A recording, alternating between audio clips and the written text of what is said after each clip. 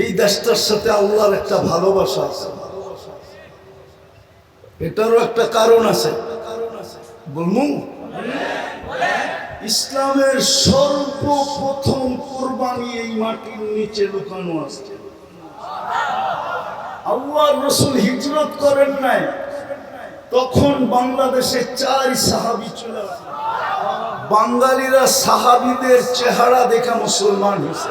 বাংলাদেশের ইসলামের বয়স আর মদিনার ইসলামের বয়স কাছাকাছি, সমসাময়িক বললেও ভুল হবে না। 4 সাহাবী চলে আসছে, আবু ওয়াক্কাস, ওহাব ইবনে মালিক, কাসেম ইবনে হুযাইফা, উরওয়া ইবনে। সেইখান থেকে 2 জন চিনে গেছেন।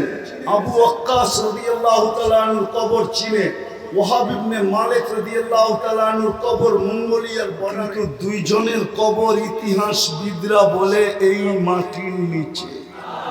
এই জন্যই মাটির নিচে একটা আধ্যাত্মিক শক্তি লুকানো আছে।